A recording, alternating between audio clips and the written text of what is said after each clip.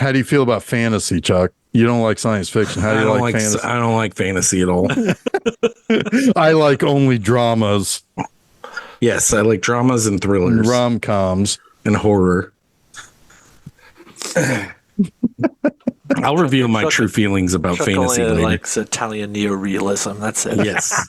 Yes. I like Neo Italian realism cinema.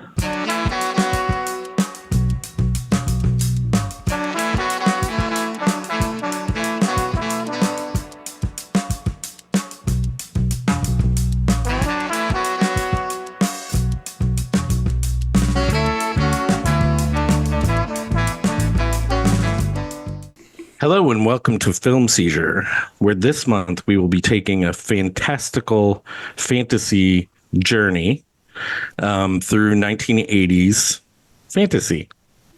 It's a fantasy for us to do these four movies that were, and it's ostensibly for kids too. Yeah, they are all kids movies for the most part, even though but like in the 80s style. Yeah, I was a little dark. But these four movies were suggested by a fan. And we decided to do them.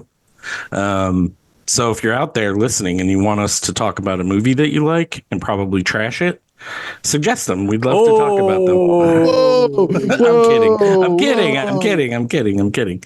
Anyway, the first of the four movies we're doing in non-chronological order is 1986's Labyrinth, which is a Jim Henson, George Lucas production, written by Terry Jones. I'll stop going into this stuff now and introduce the other two people that are on this journey with me. Jason Arbuckle. One of the other two puppets. You guys are merged. Or yeah. We're the guys holding the door down. You know, it's like we're trading heads like the fire game. Yeah. Okay, so Jason, say hello. Hello. Hi. Yeah. Hi, Jason. Jeff, you say something. Jeff Oliver. Hey, how's it going? Jeff Oliver. Yes. Hey, how's it going, everybody? I mean, you know, we like to appease the fans. This fan's name is Keith. He typically listens to us over on YouTube.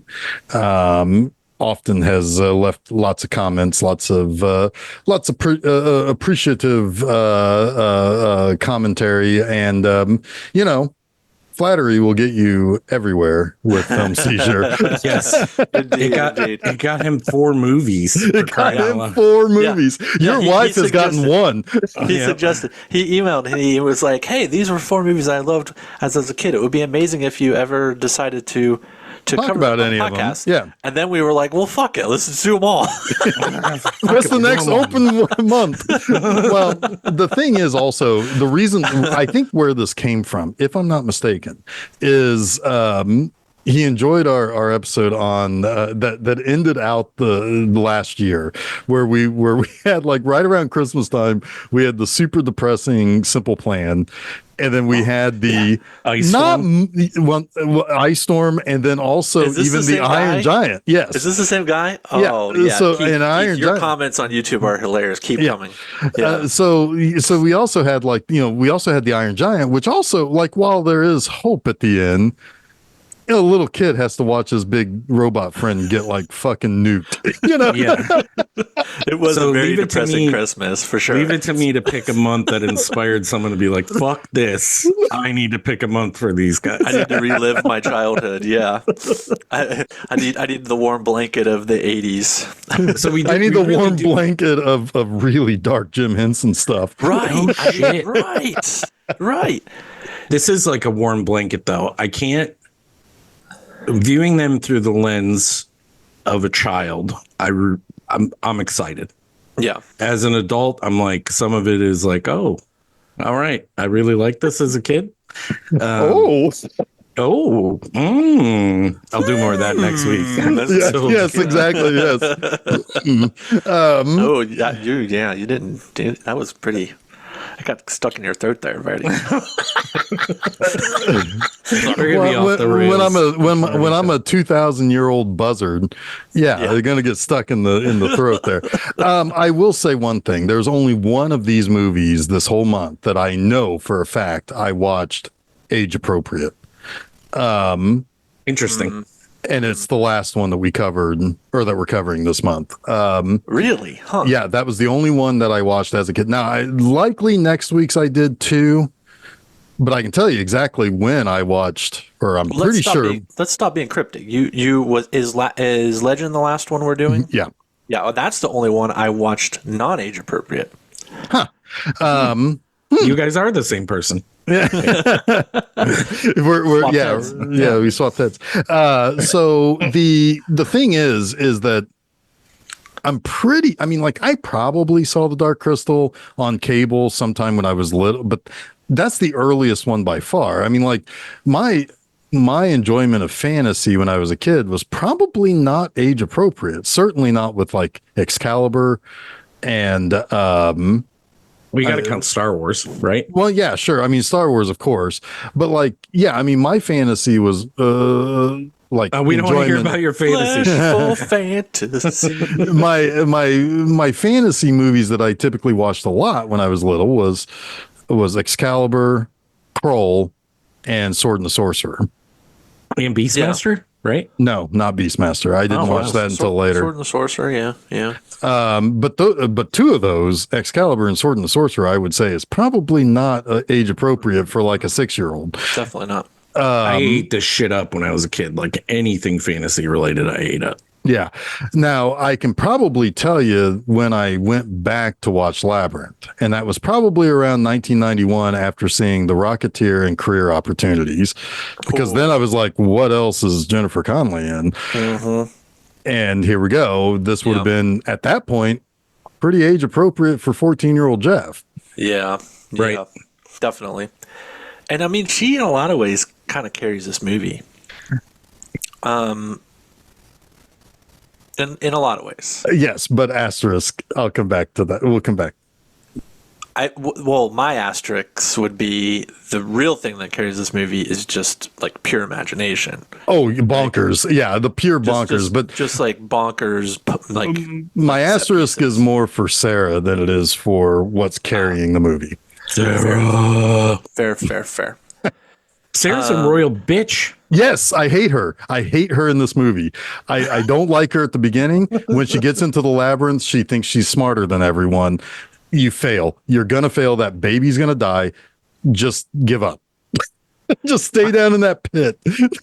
I think in some way I felt that way when I saw this as a kid, but I also like Jennifer Connelly was one of my first Sure. impressions. Absolutely. I saw this movie at a sleepover. One of my first sleepovers, probably. I would have been 7 or 8. And we watched it, and I was like, it was easily like my first like crush. It's like, oh my gosh. Yeah. Like even though she was a little bit of a biatch, right? I will let me also qualify by saying I really don't hate her, but she is played so obtusely in this that it does play into the fantasy like fairy tale type of character, the way she acts. And it's I would be very disappointed if I was her father. And the way she's treating her brother. I was trying to find like the real theme of this movie as I was watching it now as a 45-year-old man. It's kind of mazy, isn't it? It is a little bit mazy. And I was trying to find the real theme, and I was like, what is the real theme here? Is it about, setting aside childish things but still staying a child at heart? Is falling upon childhood when you need it? Yeah. Yeah. Is it like, is it growing up? Is it a coming of age? Is it because she is very immature for a 16-year-old girl in this, right? She wants. She's still playing with dolls. She's still like living in a fantasy land. She's rejecting her new mother and her stepbrother or brother. Well, half brother. Yes, yeah. Stepmom, half brother. Yes. I see it kind of the opposite. I mean, she is immature, but she's put away her dolls. They all have a place on the wall. That's true. I don't feel like she takes them down very often. Yeah. So in her haste to get out of childhood, I think she needs to learn the lessons of what made childhood great and what you need to carry forward into adulthood. I kind of like that, Chuck. I really do. Okay, this is the best movie of the month now. Chuck solved it.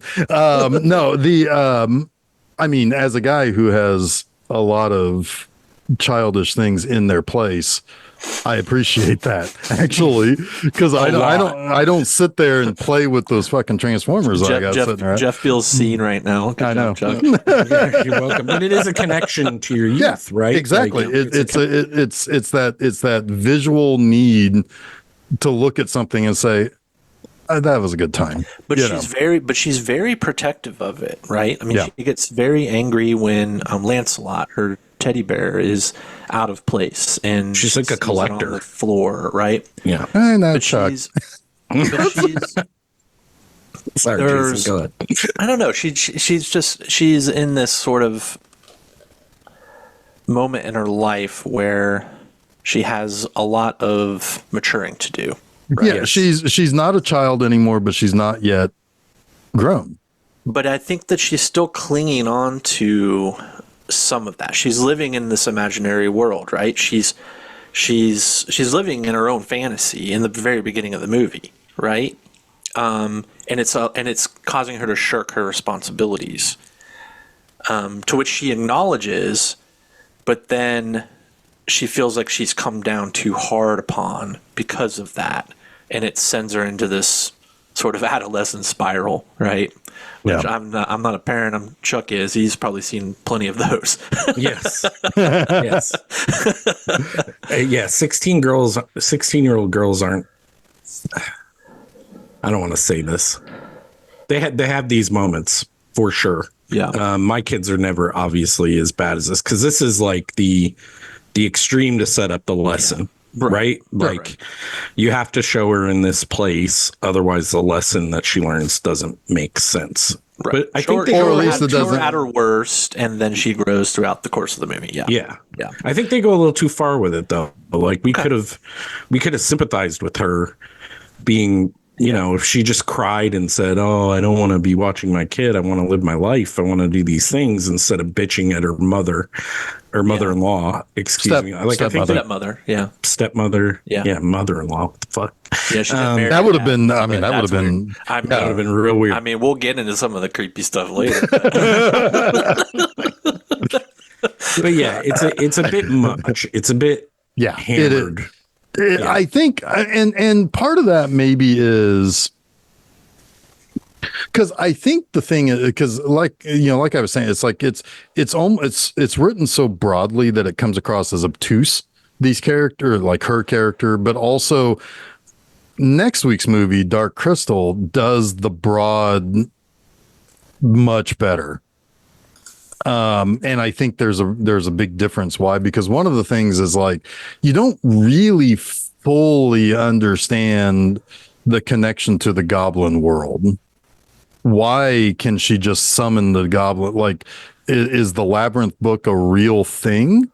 Or is, that was where I was like, okay, movie, right out of the gate, I'm too old for this. I've lost my wonder. What's going on here? Yeah. But although I do fucking love that static angle of all the goblins just waiting for the right words to be said, it's so Jim Henson, it's so Muppets, it's so perfect. I mean, like, I'm giggling the whole time when they're all like, and the big dumb one keeps like inserting himself into the conversation, and they're like, oh, quiet, like that killed me. I loved it. But I don't understand why they can be real. There's no rule there. Yeah, I look at this and I thought the the Wizard of Oz book placement came way too late in this movie.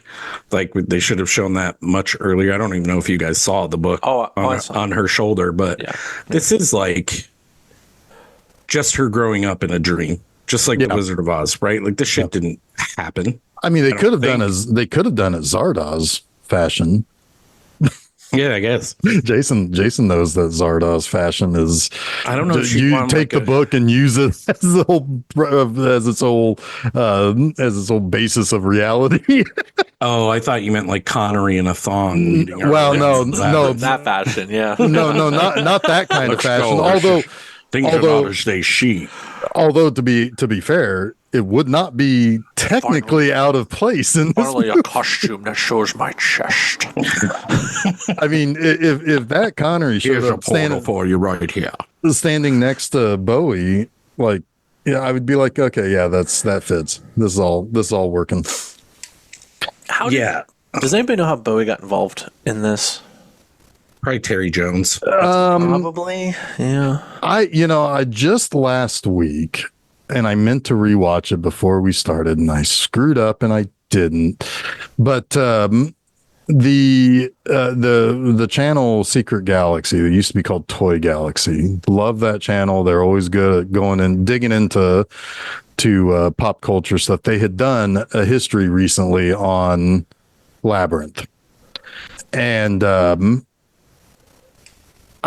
they talked about like how Bowie was kind of, they wanted a contemporary. Here it is, right here in Wikipedia. Contemporary musician: Sting, Prince, Mick Jagger, Michael Jackson. Oh my God, all of them. I mean, any of them in 1986 would have been fine. Yeah. But I think Bowie is probably the best choice. Although Mick Jagger would have been good too. Or both of them dancing in the streets. Oh, hell yeah. They all would have been fine. The Goblin Kings, baby. Yeah, they would have all been good. But like it was kind of, they showed like clips of like interviews with Bowie, and like, I don't know if he was talking to MTV. It looked like an MTV kind of interview. They had a clip of like Jennifer Connelly talking about, and she was talking about how like, it's like this would really bring in the kids to see the movie because David Bowie was popular at the time. And that's wrong. This movie bombed pretty bad, and got pretty bad reviews too. Mostly bad reviews, I feel should like say. if you wanted to bring this is creepy but real, but true. If you wanted to bring kids in the time, it was Michael Jackson. He was the obvious choice here in 1986. Oh yeah, would not have been Prince because his movie was R-rated. Yeah, and Mick Jagger was kind of, even in 80s, he was kind of like an old guy at that point. Yeah, but the one thing that Michael Jackson was already the king of pop, though. He couldn't be the Goblin King too. Like, fair enough. Fair enough. Goblin King of Pop. Ooh, popping goblins. Hey, I think it works, but. The one thing I will say for Mick Jagger was it definitely would have been way too on the nose. Yeah. The one thing about the or lack of the one thing I will give Mick Jagger credit for is that he would have been the most experienced actor of the bunch. Sure. Because he had a bunch of movies by that time. Even though Bowie Sting had quite a few too. Definitely more than Prince, Bowie, and Jackson. Sting would have been like number 2 on actor experience. But Prince carried a whole ass movie before. Yeah, he did. This. Yeah, he did. He did. And Michael Jackson was fucking superb in The Wiz. Yeah, he was. I think they were all would have been good choices. But either which way, Bowie probably fits the style of the movie the best. And I think Bowie's music fits the style the best. That's fair. Although I will say, every time he showed up in the Labyrinth, all I could think of was Bowie's in maze. Well, all Chuck and what you doing there in that maze? Was Laszlo from What We Do in the Shadows. Oh my God. It's like, it is the proto Matthew Berry. voice. It was like totally like Matt Berry. It's so good. I can see that. I can see Matt Berry's. But no, you're going to go through this labyrinth. You've got 16 hours. But I like the other casting. The other casting for Sarah. It's a long list, and it's quite a packed one. Helena Bonham Carter, Jane Karowski, Yasmin Bleeth, Sarah Jessica Parker, Marissa Tomei, Laura Dern, Ali Sheedy, Maddie Corman, who I don't know, and Mia Sarah all auditioned for Mia and Ali Sheedy. I can see both of them doing. Well, we'll talk about Mia in a few weeks. Yeah. Yes, we will. Oh, yes, we will. Yeah, I mean that's insane. That's a hell of a lineup. Yeah. Although, Jason, do you know who did the choreography for this movie? The choreography? Yes. The choreography. More of a dancer than an actress, but you know her very well. Was it like Paula Abdul or something? No, it's Gates McFadden. Oh, wow. Yeah. Really? Under her original name, I don't remember what her... Oh, Cheryl McFadden. That's her... Dr. Mommy? Really? Yeah. She was originally going to be... Thanks for the reference, because I'm like, who the fuck is that? There you go. She was going to play Sarah's mother, but there were union rules that prevented her from being both the actress and the choreographer. But speaking of the parents, you can always tell how much parents are going to be in a movie by the actors and how good they are. Because these people were like terrible, and you're like, this is their only scene for sure. This is it. Move on. Yeah. They will not be back. Yeah. This isn't like Uncle Bob. They got scale. Yeah. Yeah. Sorry to those folks, because this was probably a good career moment for them, but yeah. Well, Christopher Malcolm, who played Toby's father, was the original Brad. The original Brad from Rocky Horror Picture Show. On stage. Yeah, on stage. Yep. Nice. Yep. I do like there is something about the beginning of this movie, and damn it gets me every time with movies like this and Goonies. The way that the town is shot that she's running through. First of all, you see her in the park with like the owl. By the way, that owl is the first time a CGI created element was ever added to a live action movie. I wondered about that because it looked very early CGI, and I was like, wow, is this? I mean, but it looks pretty good. Yeah. I thought it was a cartoon. Animated? Was this CGI? Yeah. Like I was very fixated on it because it also looked very like it popped. Yes. Which is great because it's perfect for its role in the movie. Yeah. Because it does kind of dance the line between reality and the fantasy. Yeah. But yeah, I like that whole scene in the park, which was just some random park in England. And then she runs through the bushes and now she's in like upstate New York. Which is cool. Which is kind of cool because it does create that juxtaposition of the two worlds, right?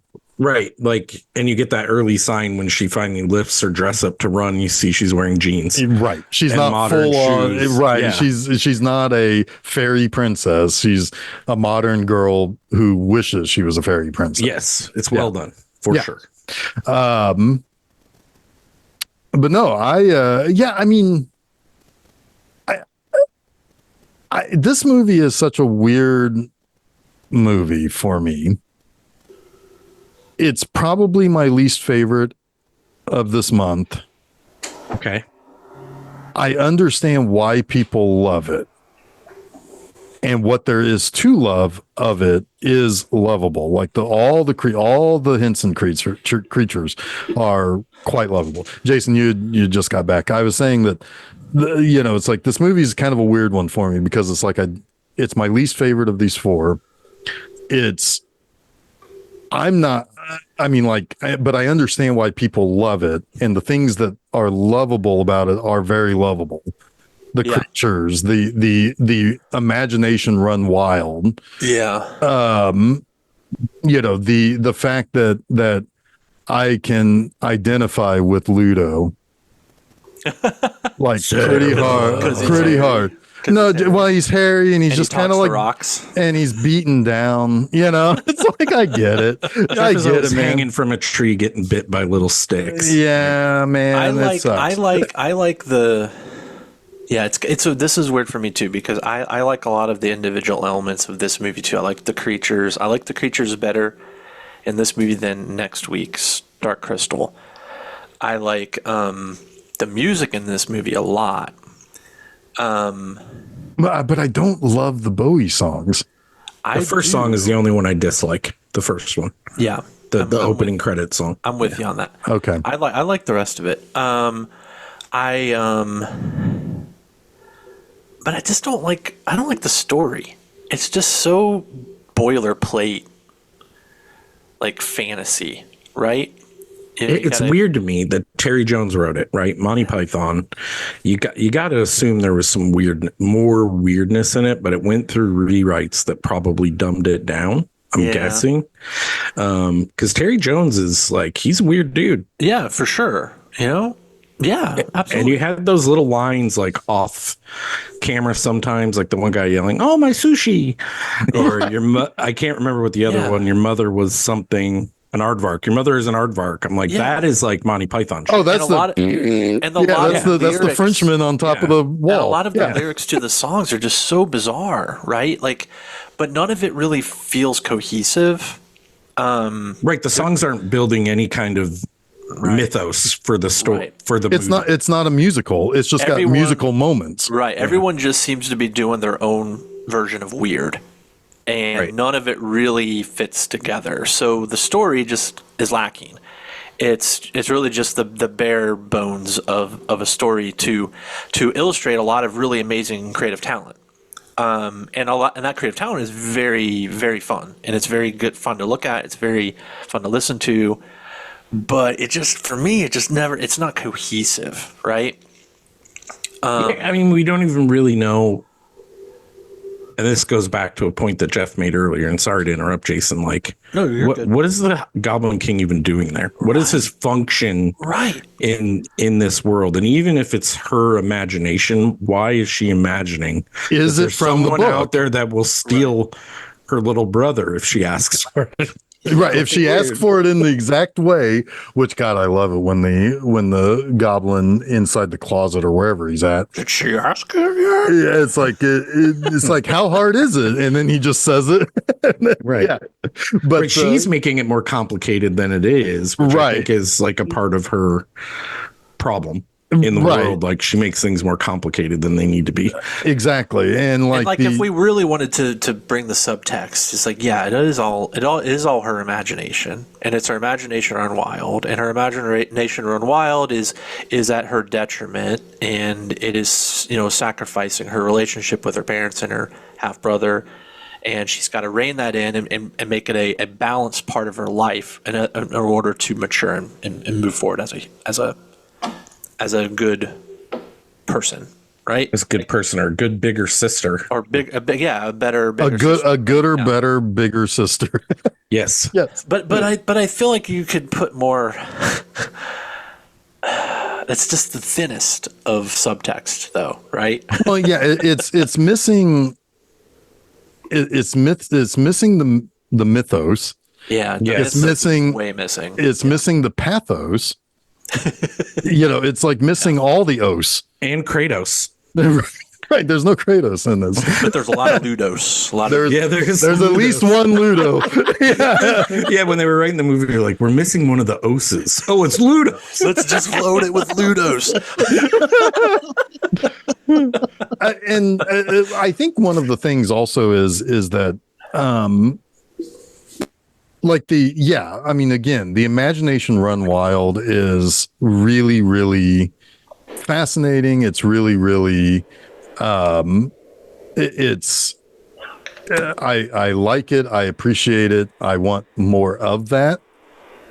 Any opportunity to have that, it would be nice to be able to do that. But the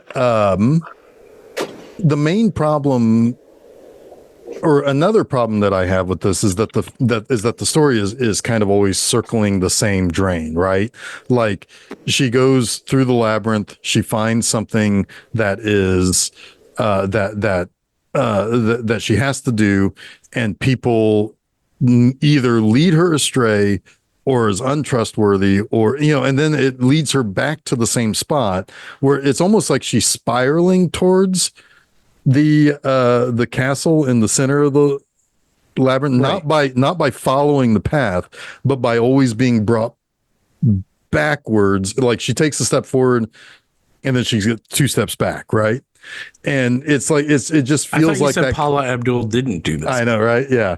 Well, no, but MC Scat Cat was there or whatever. MC Scat Cat was. Yeah, he was there. I mean, you guys have already illustrated this, right? Like how thin it is. You have this really good beginning, right? With her wishing her brother away, and the goblins coming to take, like, hiding behind the bed and doing all this stuff, and then you get to her standing outside of the castle in the labyrinth, and you're like, oh shit, this is the rest of the movie.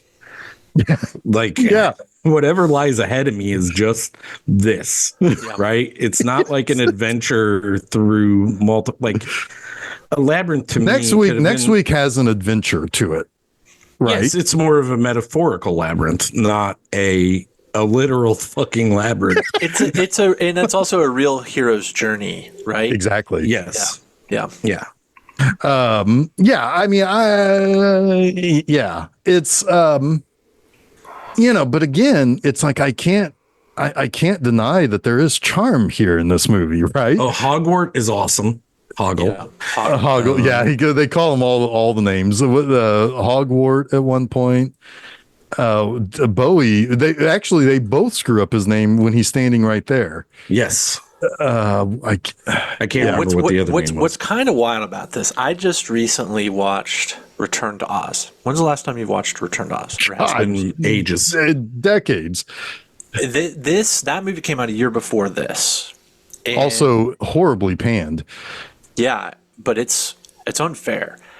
And that movie is kind of Labyrinth before Labyrinth, and it was like the true like successor of like the Wizard of Oz motif that Labyrinth was trying to kind of crib, I think. Right? Oh, for sure. Now some of the creature stuff I think is better in Labyrinth, but thematically and like as far as the plotting and the story and the lore, I mean, obviously Return to Oz has a lot to draw from. To draw from there, yeah. Thank you. Well, did Frank L. Baum write A Return to Oz? Yeah, I mean, it was a lot of people are like, this movie is totally misunderstood because it's a lot more faithful to the text of what Frank L. Baum wrote. Well, there was something like 9 Oz books or something. Yeah, there were a ton of them. Yeah. But this was like the tone, the style, the darkness of it was a lot more similar, and so I almost kind of feel like Labyrinth was. Maybe they had the rug pulled out of them a little bit from Return to Oz, and like, well, we're doing our own kind of dark Dorothy journey, and both of them somehow flopped because nobody wanted dark Dorothy journeys, I guess, right? Dark Dorothy journeys. Elphaba. Yeah, that's what we wanted. We wanted to know what happened to the Wicked Witch of the West, and why she ended up where she did. Which, like, Wicked was fucking ginormous many, many, many years later. Right. Yeah. It's kind of funny because, like, this still is. Yeah. Yeah. Well, and it's probably going to be a big movie here in a couple of months too. Yep. And if for nothing else, it's going to be one of those, like we talked about with like Titanic. It's going to be driven by female audience, and this should have been. I mean, this is kind of part of the problem with this movie, and to a certain extent, Dark Crystal too, is that back 40 years ago, there's a reason why these movies get reevaluated by people our age, because 40 years ago, the adults back then, there was a different type of pop culture back then. This wasn't it. This is it now. Yeah. And, the idea of a Dark Dorothy journey, which, by the way, that should be like the name of an album or a band or something. But the Dark Dorothy like the journey. Lost Pink Floyd album. Dorothy's on fire, shaking some guy's hand in a labyrinth, shaking David Bowie's hand. Prism. Yeah. I mean, hell, you got the rainbow, right? I mean, right. Jesus Christ. Yeah.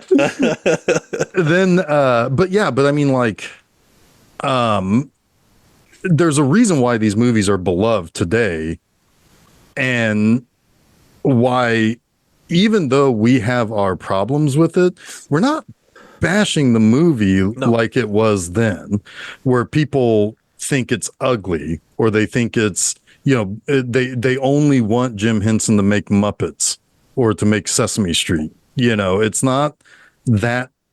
It's, we can understand what's there, and we can appreciate the good things that are there, to the point where it's like, if this movie's playing again, or I would go to the drive-in and it's playing as like one of the double feature movies, hell yeah, let's do it. Yeah. Well, he'd already proven that he could make a movie in this style and better, like 4 years earlier. Yeah, but even that movie was not a massive success either. But so it it's is like a better. It is a better movie. It is. Yeah. So it does.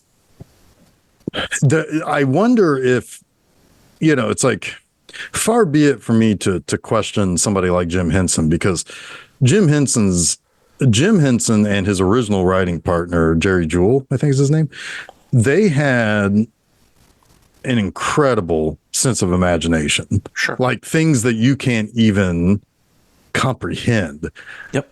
And they make it work. Like I have a graphic novel. I like talking about this from time to time, because it was a product of once upon a time having press passes to a comic convention and getting invited to shit to learn about stuff that was coming out.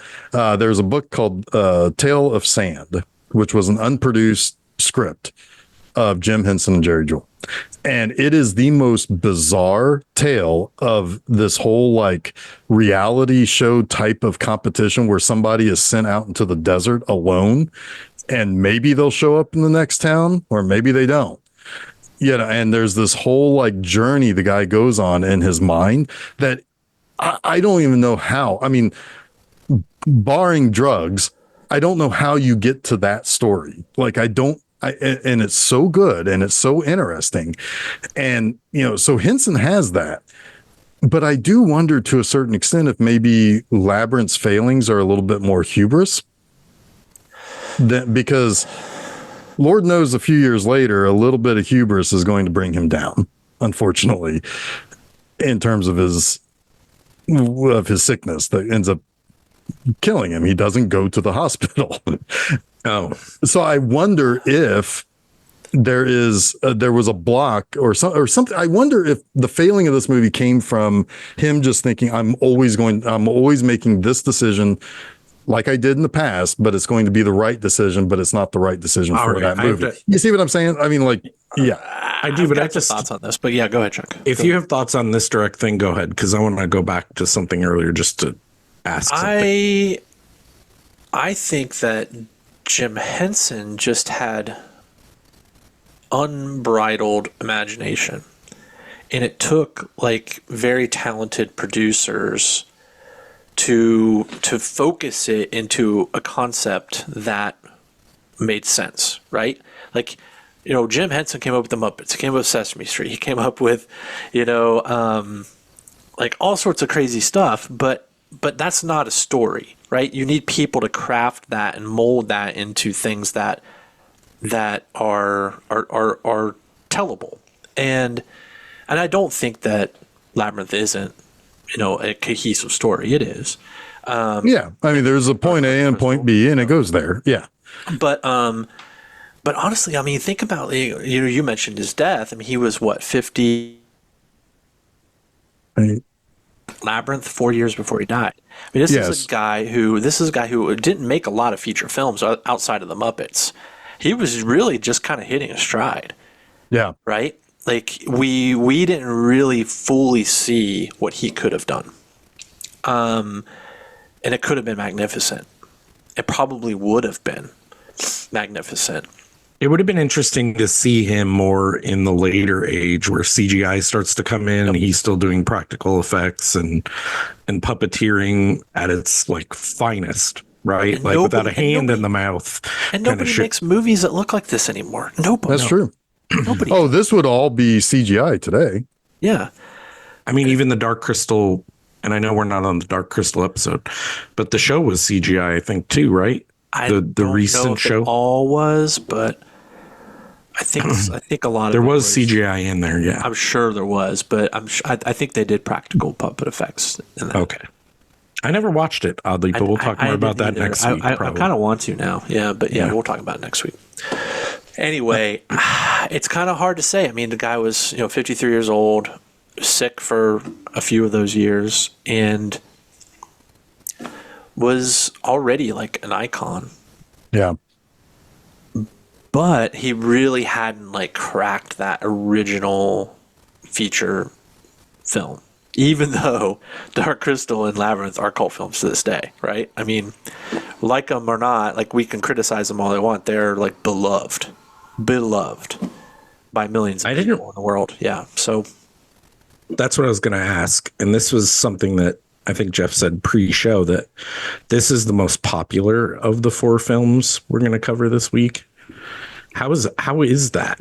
I don't get it. It's the Bowie effect. It's the Bowie. It's the Bowie effect, and the moment this hit the screens, like, I don't know, a couple dozen Hot Topics sprung into existence. Yeah. Like this is stuff like the Labyrinth stuff is not in short supply at a Hot Topic throughout the decades. Like if you want to boil it down, pieces elsewhere, right? Yeah, buy your cod pieces elsewhere. If you want to boil it down to a singular thing, I think it's Magic Dance. I really do. Oh, probably. That song is to this day like a very big hit. You'll hear it on the radio, right? Any new wave radio station worth their weight in. Is that Slap That Baby, Make 'Em Free? That one? Yes. Okay. And I always thought that it was Slap That Baby and Make It Pee. When I was a kid. All of my friends were convinced it was Slap That Baby and Make It Pee, and we thought it was the funniest thing in the world. But yes. That's hilarious. It's that one. Slap That Baby and Make 'Em Pee. What's wild about this? It will always be pee for me.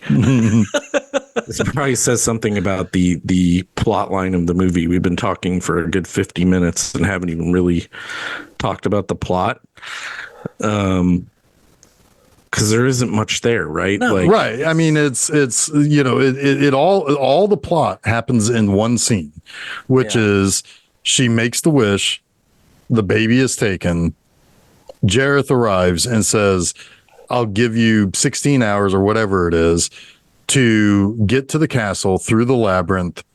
And if you get there, you save the baby. If you don't, I keep him and he becomes a goblin. Right.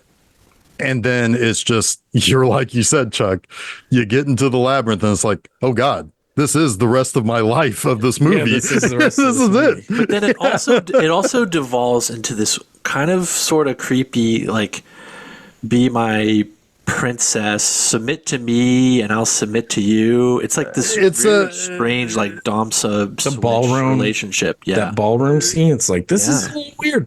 It's very weird. But it's also but I can also kind of see that. I mean, I can see that as kind of being a 16-year-old girl's fantasy.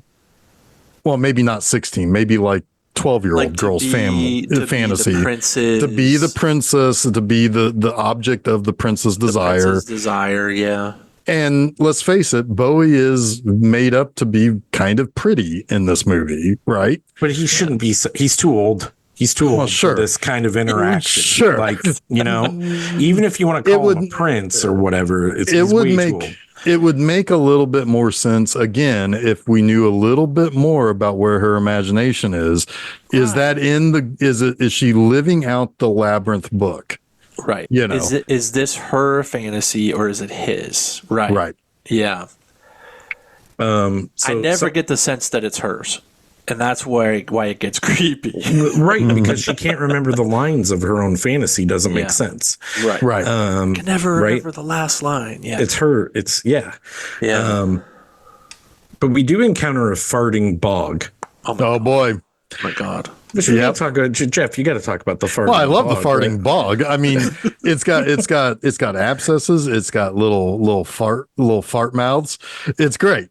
It's great. That's all I got to say about it. Those are called fucking sphincters. Great. Those are called sphincters. Well, whatever. Fart mouths or what I call them. And Sir Didymus is there. Yeah, so we got. So is that also her dog? Is that the same dog as? I think so. I think it is. Okay, yeah, Merlin. Yeah. Yeah. Okay, because he rides him, and that's awesome. I like watching a little Muppet riding the dog. That's awesome. I He see. never moves see, there are if these. he's not on the dog. I which is know it's hilarious. great. I love that little character.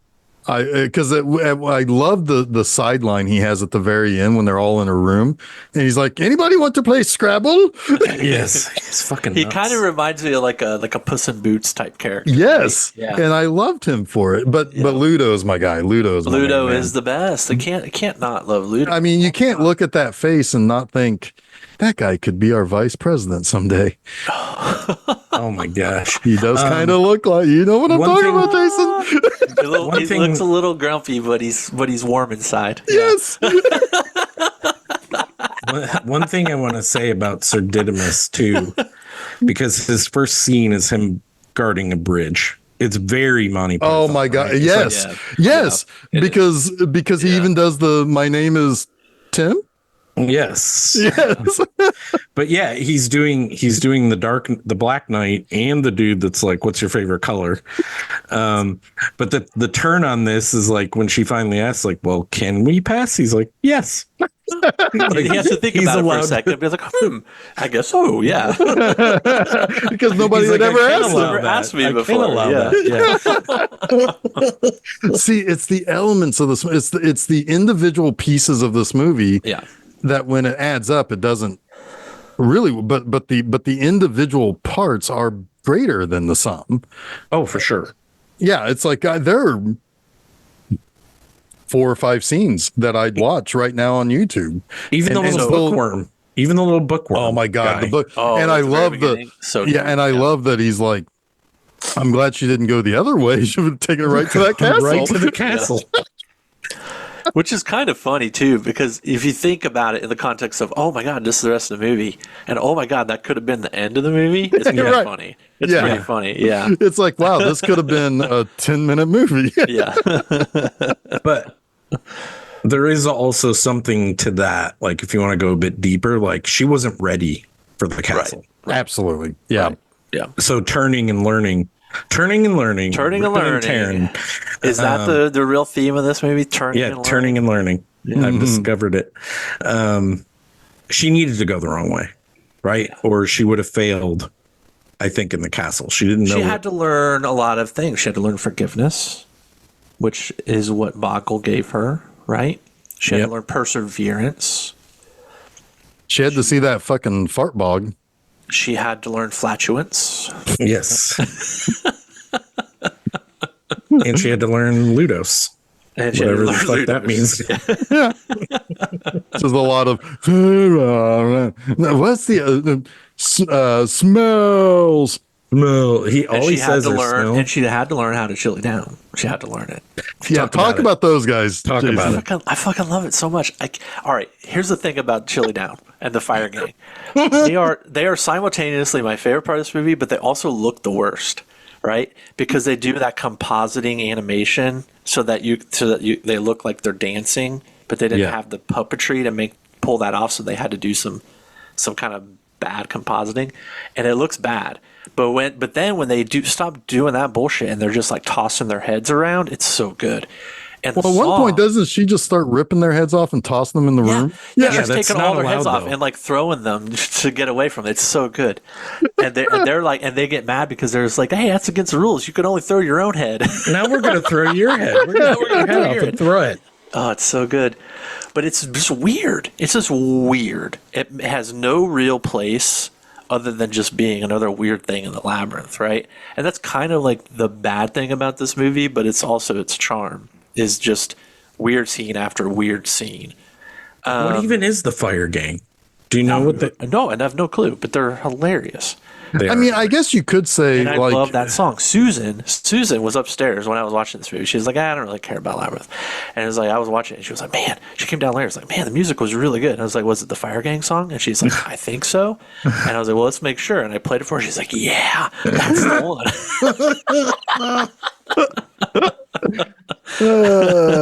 Even she's a fan of the Fire Gang. She's Chili Down. Well, you know what though? That's kind of awesome is that they show up at the end. She's chilly down. Are you chilly down? Are you chilly down?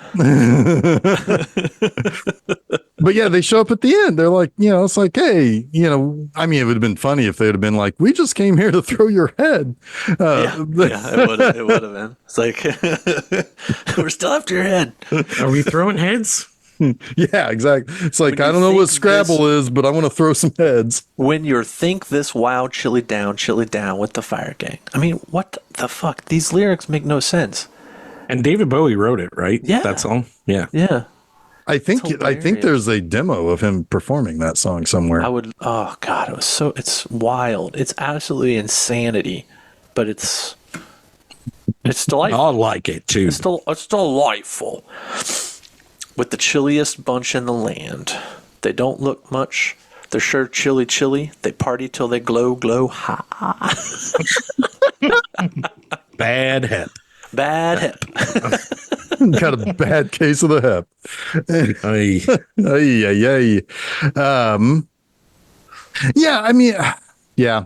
I don't really have a whole lot more to say other than what probably made me kind of miss it the first time around was the fact that I probably thought it was a movie for girls. Like 9-year-old Jeff is seeing a girl in the lead, and it's kind of very fairy tale-ish in a way. And it's like, yeah, I know who David Bowie is. I see Bowie, and I know that I like monsters. But like, I think I probably had it in my head that it's like, it's a movie it's like a fairy tale for girls, which would have been, a couple of years later, the exact reason why I'm not watching Little Mermaid, or Beauty and the Beast, even a few years later, even though by then I was probably too old for a Disney movie. I didn't know you were such a manly boy. Like I watched all that shit. Which is funny because it's like, okay, 1986. What am I doing? I'm watching Star Trek movies. I'm watching Star Trek. I'm watching Star Wars movies. I'm watching Transformers. And G.I. Joe. No, I didn't like G.I. Joe. Oh, damn. But and Pee-wee's and Pee-wee's Playhouse. So like I was getting my fill of imagination from Pee-wee's Playhouse. But like, it's like, okay, it's 86. It's like, okay, well, there's a Star Trek movie coming. There's a Transformers movie coming. I'm full on focused on that shit. I don't know. I love Jim Henson, so I would have saw it just on that. Yeah, I like Jim Henson, but like, I don't know. It's like maybe I was one of those people. It's like that doesn't look like Kermit. I just want Kermit, or whatever. But like, it's not like I wouldn't have been like when I was little, like I had Care Bears, I had Popples, I had stuff that would have been traditionally for girls, or at least mostly for girls. But like, it's like, I don't know why it doesn't register for me as something that as a kid I was really into, or I would have been attracted to. And like I said, after The Rocketeer and Career Opportunities, I had another reason to be attracted to it. Yeah. Ooh, we should talk about Phenomenon sometime. That's another one that came. No way. I don't want to do that. Yeah, you don't want to talk about you don't like Italian cinema. You hate that guy. I hate Italian You cinema. only like the neorealism. Fuck you, Dario. We should talk about that. We should talk about The Rocketeer. I agree. I see that there's a comic now. Oh, there's always comics of The Rocketeer around. Is there always comics of The Rocketeer? I saw that he was based on a comic recently. Was it really? Yes. Cool. So, needless to say, she gets her brother back.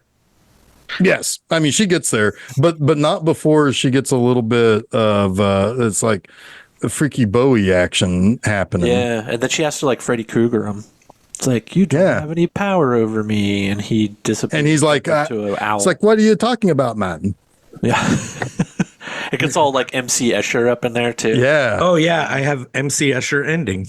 Is my last note on the movie. Yeah. That's the part I probably remember the most from. I remember that from from the commercials and stuff. Certainly. Yeah, and I was a huge MC Escher fan when I was a kid. Like I had a shirt that had the crystal globe. Oh yeah, every kid had like that poster or that shirt. Yeah, and the staircase. So I was like, oh, this is my jam. I love this shit. I think the reason why that staircase thing like stuck out for me also was that there was an old Doctor Who episode that did that too. That had like this weird like Only took you an displaced hour physical. and 6 minutes to bring up Doctor Who. Well, when's the last time I brought up Doctor Who on this show? Last week, probably. No, I don't know. No. Anyway, I always like the simple little effect that on that perspective of the labyrinth wall where she goes left or right. We talked about this earlier with the oh yeah, but the effect of this is really cool because she just disappears into like what looks like a 2D space. It's really cool. yeah. Mm-hmm. Yeah, I see, like that again, we've talked a whole lot about little things in the movie that we liked a lot. Yep. And we also talked about the things that are the bigger things that push the movie down. Yeah. We've talked before about Steph and like how she rates movies and stuff. She gave this an 8 and she didn't even want to watch it with me. Dang. An 8? An 8. Like what's 10. the average? She's chilly down for sure. She was chilly down with this movie. She hovers around there, like probably 7 is the average. She's given out some 4s and 5s on stuff that I'm like, that's actually like a 9. You're right. That's actually a 9. What's your Actually, problem? for real, that's a 9. Steph. Yeah, Like, come on. Yeah. I mean, this isn't even like objective here. No, but it does, those little moments all kind of add up. But if you think about it as a whole, you're like, Yeah. just like I like a lot of its moments a lot more than some other movies, Sure. but it's just not a full on. Yeah, love. it just doesn't, in the end, it just, like, I said it earlier. I understand why people love this movie. I understand why this movie's vitally a part of their nostalgia. I understand why they still like watching it today. That I understand the warm blanket that this movie creates for a lot of people. I look forward to hearing what Keith has to say when he hears this episode and wants to fill us in on why it was one of the 4 he picked. We get the general idea of that, right? Yeah. But I do want to hear, like, here's what I thought and why I put it in there. Yeah, me too. Absolutely. Challenge. We're the ball's back in your court, buddy. You're the magical the magical juggling balls are back in your. I do think though it's like one of those ones that does stick out. It really does. Like it visually I mean, of and course, the 4 movies that he picked like really do like stick out as visual masterpieces. They really do. So much so, doesn't Labyrinth, or not Labyrinth, when we get the Legend, the other L movie, Legend, we need to figure, doesn't that have an odd connection to Blade Runner? Yes, Okay. for sure. The unicorn. Yeah. All right. So each of these movies, I'm going to rate Tie to them on- Blade Runner. I'm going to rate them on a 0 to has quicksand meter. This one is a 0. It's a 0. No quick. It's a 0, unfortunately. Yeah. No, yeah, because next movie. Well, No, I don't know. I think this actually does have a quicksand in it. If you consider like that farting bog, like kind of a quicksand. I'm not. That's a bog. Yeah, that's just a bog. But I mean, you're gonna get sucked into that. You're not getting out, and you're gonna stink forever. Yeah, the anuses are going to grab your feet. It's quick ass. Yeah, not quicksand. Quick ass. I'm gonna give it. Well, how is it? It's how many quicksands out of 5? It's 0 to quicksand. That's all. It is. Yeah, that's all there is to it. Well, then all right. Then I guess You it's wanna not go on a literal 5? quicksand. I guess it's not literal quicksand, so it's a 0. but- Well, I mean, let's rate this. Okay, let's It's actually. a bog. If it's 0 to quicksand, bog, like mud bog is farting mud bog is somewhere in the middle there. Right, farting mud bog would be somewhere in the middle, and that ain't mud, by the way. That's the Right. same. Whenever, shit. Yeah. it's like you know what makes me think is going on in that bog? It's like when you fuck up wiping your ass and you accidentally get a little bit on your finger and you think it's there for the rest of your life. Yeah. It's that sort of. That's what they're saying. That's what they're That's warning. never against. happened to me. You're so gonna I'm sorry smell for forever. Yep. Jeff stinks forever. Yeah. Jeff was about to suggest a new rating system. Yeah, new rating system for this movie. Where does Labyrinth rate? 0 to 5 cod pieces. Oh, it's a 5. Bowie cod pieces. I mean- It's a fucking 5. See, that's the other thing. Like Sting would have been perfect for that cod piece. Like he already had his own. already He's done it, bringing it from yeah. Dune. Yeah, he's like, wait, what? All I had to do was wear a cod piece. It's like They would have called him I would have been Stung. perfect. They would have called him Stung after this movie if he were a cod piece in it. But yes, no. I mean, lots of cod. So okay, but the actual the rating, I'm going to give this 3.5 cod pieces Out of 5. out of 5. I think I letterboxed it at 3 or 3.5. So yeah, that makes sense. I'll go 3.5 too. Okay. Well, we know the next week is better. Yeah, In my opinion, yes. yeah. In mine too. I don't think it's like miles better, but it's better. Oh, I think it's miles better. I don't. Well, let's talk about it next week. We will. Next week, we're going to talk about the Dark Crystal. Yep. Never forget 9/11. Our episode is the Dark Crystal. Oh, Never forget. getting a colonoscopy that day, so Oh, forget oh my You're going to God. be a bog, a farting bog bog. butt. Yeah, bog butt. You're going to be a farting bog the whole night before. Have you ever done done this before? No, it's the I want honestly yes I have. It's after that it's really bad. Yeah, that's where all I the don't good know if videos all are. All that air is up in there, and it's like it's like okay, for fantastic. farting, yes, but the Yeah. 12 hours pre-gaming with that jug of that's liquid. just straight up diarrhea. Yeah, Yeah. Ooh. Ooh.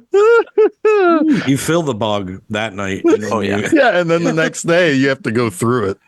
yeah. Yes. Oof. Tiptoe over it. Yeah. I woke up during the middle of a colonoscopy once. Ooh, And I'll talk to you next week. That's all I'm gonna say about that. once. Did you say, whoa, hey, how about those bears? I don't know what the fuck I said. I was so confused, and they were like, "Just go back to sleep, honey." I'm like, "Okay." Honey. There's the female. Wait, nurse was what? like- the female nurse was like, I just remember her trying to like soothe me back to sleep. I don't know. Oh, dang. Anyway, Well, there was a man there shoving a wand up my butthole. shoving it up your sexy about it, Jeff. shoving it up your labyrinth. Yes. All right. We've All gone right. on So long enough. all right. So next week, September 11th, the Dark Crystal. That is going to be our episode. Never don't remember that. Anyway, Never. that again. go to filmseizure.com and that's where you'll find all the places you can listen to us. You can follow us on the social medias, all that good stuff. Also, if you go to filmseizure.com on Monday the 9th, I have a new Monster Mondays. It's The Host, but not the Stephanie Yes. Meyer one, the good one. This definitely. I'm so happy you finally watched that. It's awesome. I know you are. Yeah. I didn't expect for it to be as funny as it was. Anyway, The Host. So yeah, River Monster in Korea. It's like half the cast of Parasite too. It's wild. So yeah, look for that on Monday, September 9. All the same places, filmseizure.com, all the social media sites, all the podcast providers. This upcoming Friday at my website, bmovieanima.com, I have a review of Quiet Fire. That's a bad movie. It's a bad movie. You're just going to have to read about it to know anything more about it. And then this Saturday, another episode of B Movie Anima, the series. And it's a movie I want Chuck to watch someday. Night After Night After Night, which is kind of like a British giallo. Oh, nice. Yeah. I'll watch that like someday. it. Yeah, watch that someday. And Jason, if you want to too, you can. Okay, I will. All right, cool. All right. Anyway, so yeah, we've got the Dark Crystal just flying right in at you next week on that day.